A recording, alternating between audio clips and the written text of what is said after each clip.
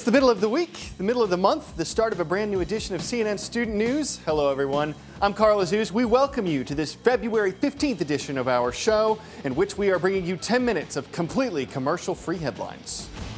First up today, the crisis in Syria. You've heard us talk about it. This has been going on for months, and it's showing no signs of stopping.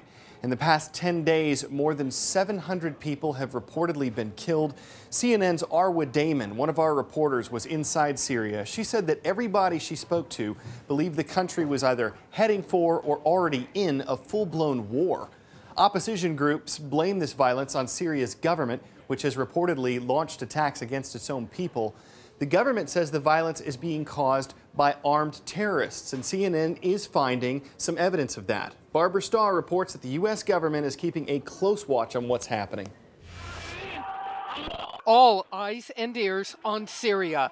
CNN has learned that spying on Bashar al-Assad's moves in the brutal war against his own people is now a top priority for U.S. intelligence and the military.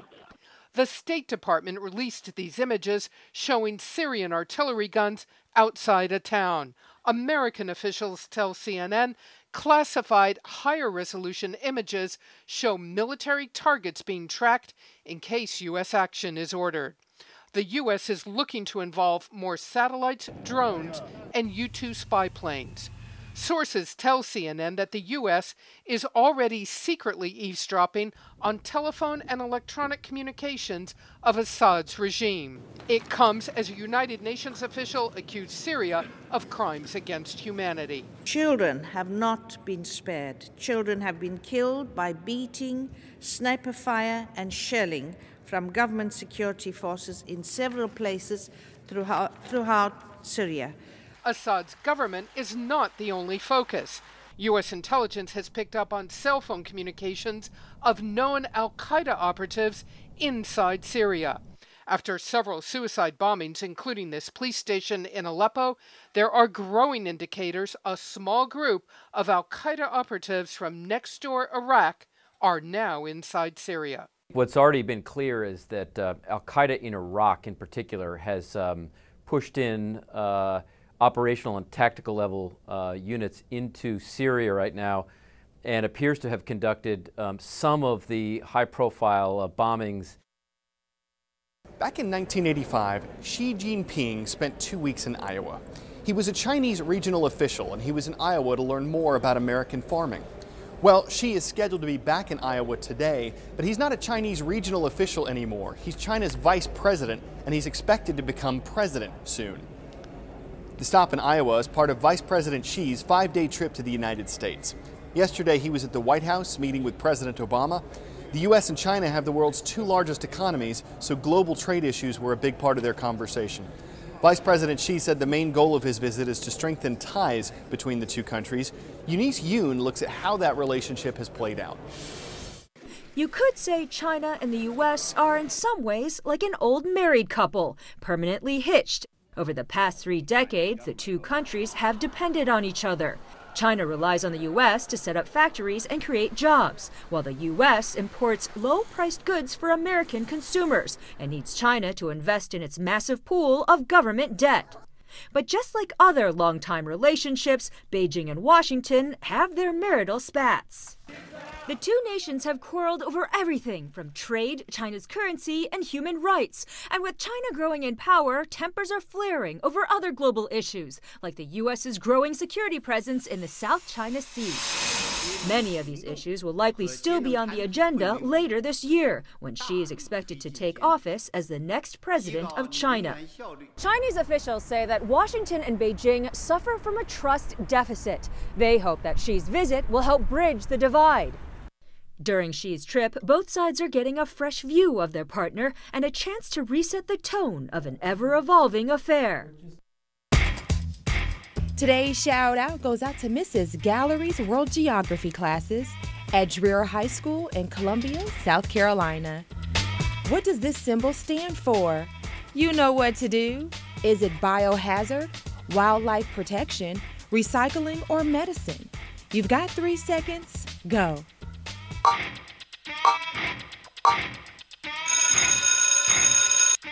This graphic with 3 arrows is the international symbol for recycling. That's your answer, and that's your shout out. According to government estimates, Americans produced about 250 million tons of garbage in 2010. Now, of course, recycling can help cut down on the amount of trash we produce, but that's not enough for one Colorado city. Officials there don't just want to decrease the amount of trash, they want to do away with it entirely. Reynolds Wolf shows us how businesses are sorting it all out. Steamboat Springs, Colorado, home of amazing views, snow-capped peaks, stunning tree lines, and mountains of garbage? Believe it or not, the connection between these snowy heights, this mound of trash, and these overflowing lunch trays are closer than you might think. You see, about 3 years ago, Steamboat Springs set an ambitious goal. They wanted to eliminate all garbage. They'd recycle or reuse everything. The goal, to be 100% waste-free by 2014. There you go, enjoy. Here's how it works. Restaurants and town events should use only recycled products. That means the cups, plates, and eating utensils have to be compostable or made from recycled goods. Even trash cans are sealed so customers can't throw anything away. They have people who do it for you. When a tray comes up to your station, what's your job? What are you doing? We take, a soda bottle out. We take any plastic wrappers out, and the plastic wrappers go in the garbage. The soda goes in recycling. Anything left, food or the bioplastic that's left, we put in our compost bin. Yep. These guys sort through Steamboat's trash, making sure the right items get to the right places.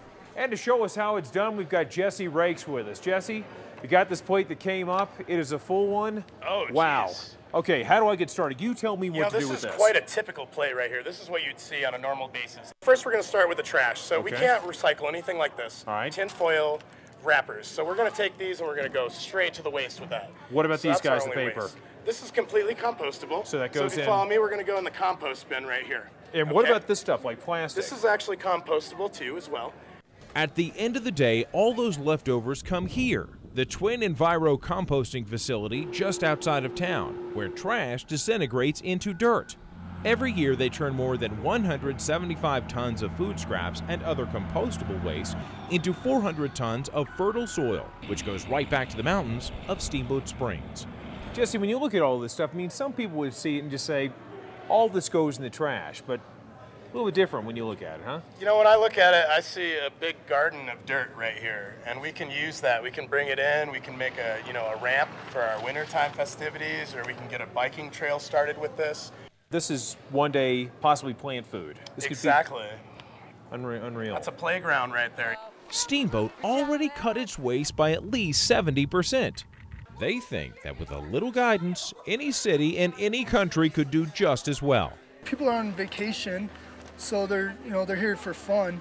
And then when they see something like that and it interests them, they can bring it home to where they are at. I think any bit helps, and if Steamboat brings that to the nation and the world, then that's a good thing. Reynolds Wolf, CNN, Steamboat Springs, Colorado.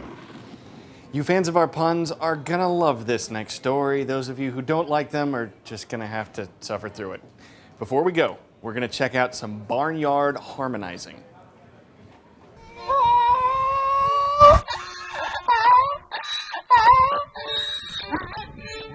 A donkey singing, and that might be the best you can hope for when your duet partner is a donkey. The woman who posted this video on YouTube said she just wanted to play some music for the animals on her farm. The donkey wasn't content to be in the audience though, he wanted to be in on the act. Might not have had perfect pitch, but if you're gonna sing in the wrong key, try not to B flat. We'd say the donkey and his fiddle playing partner killed it on that song, but we don't want to promote violins. Maybe he should recruit some of his farmyard friends for the next chorale concert. We'd definitely take note of that and be sure to tune in. These puns are coming at a fever pitch. We'd go for more, but we're gonna hold firm at a solid 7. That last one was for you BAM members. Hope you got it. Enjoy the rest of your day. For CNN Student News, I'm Carl Azus.